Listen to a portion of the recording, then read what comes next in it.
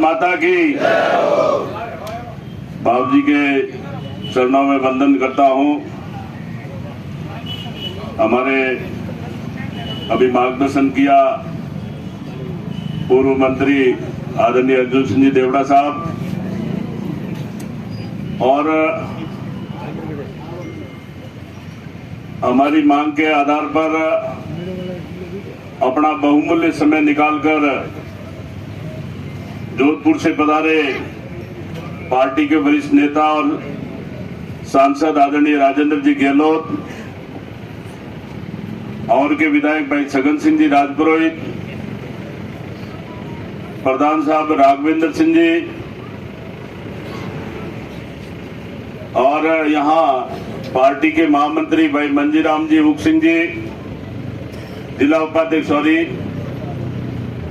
और संघर्ष समिति में लगातार सहयोग दे रहे हैं मुकेश भाई, प्रवीण जी माली, सोमाराम जी चौधरी, रानीवाड़ा के मंडल अध्यक्ष निर्मल सिंह जी, भरत जी मेघवाल, आम आदमी की पार्टी भाई मसरू जी, शेरदान जी, और कई लोग, श्रेणीदान जी भी बैठे हैं, शेर सिंह जी भी बैठे हैं, ऊक सिंह जी भी बैठे हैं, प्रताप जी भी बैठे हैं, जेठा जी माली भी बैठे हैं, किरण जी भी बैठे हैं, आजुद्दीन ठाकुर साहब भी विराजे हैं, कागमा ठाकुर साहब भी है, हमारे युवा मोर्चा के अध्यक्ष भाई गणपत जी है।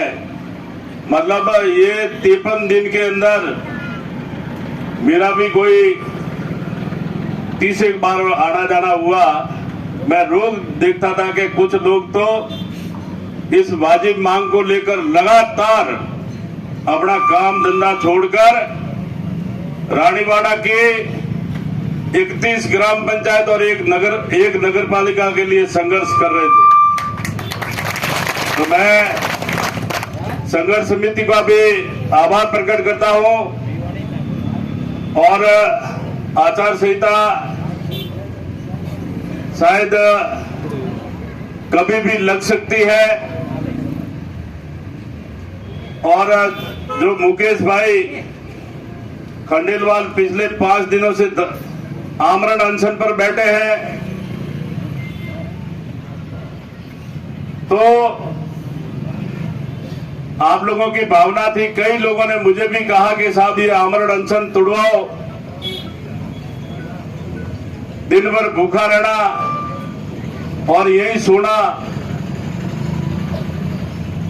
कुछ भी बीमारी भी हो सकती है, कोई कैजुअलिटी भी हो सकती है। तब कल ही मैंने प्रदेश अध्यक्ष जी को निवेदन किया कि आप किसी न किसी को प्रदेश लेवल से भेजें। तो मैं गहलोत साहब का आभार प्रकट करता हूं कि आपने अपना बहुमूल्य समय निकालकर हमारे बीच में मार्गदर्शन करने पधारे हैं। अभी देवड़ा साहब ने आपको विस्तृत रूप से इस धरने की जानकारी दी। 53 दिन हो गए इस धरने को, और 53 दिन में हमारे सारी ग्राम पंचायत क्रमवाइज यहां बैठी, इसमें पार्टी गाइडलाइन से ऊपर उठकर कांग्रेस वाले भी आए, बीजेपी भी वाले आए, सारे लोग आए, सारे वरिष्ठ बुजुर्ग, जनप्रतिनिधि, सरपंचगण, प्रधान साहब, सारे लोग जो अपनी जो वाजिब मांग है उसके लिए 53 दिन तक लगातार आप लोग यहाँ विराजे रहे। पर कुंभकर्ण की नींद सो रही है सरकार, इसके ऊपर कोई ध्यान नहीं दिया। परसों ही मैं जोधपुर से आ रहा था, 4 तारीख को प्रधानमंत्री जी की रैली के बाद में मैंने यहाँ के कांग्रेस के नेताओं से निवेदन किया मैं कि हमारे पे, रानीवाड़ा पे आप रहम करो, हमारे संघर्ष समिति का जो धरना चल रहा है उस पे आप रहम करो, लोगों की जो वाजिब मांग है उसके ऊपर आप रहम करो, और मुख्यमंत्री जी तक हमारी बात वह पहुंचाओ। पर मिला खाली आश्वासन, हुआ दिखाया हमको ठेंगा। 3 जिले और बढ़ गए। पर रानीवाला को कुछ नहीं मिला।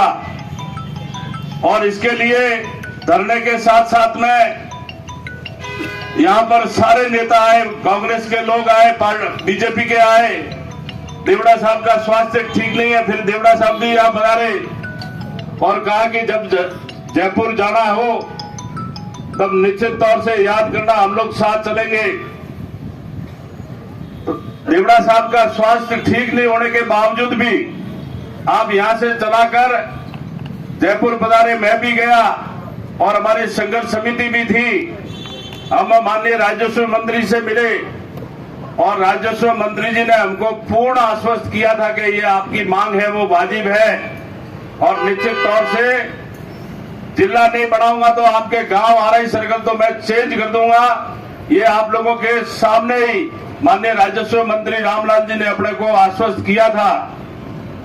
और जब कल का निर्णय आया तो हमें निराशा हाथ लगी।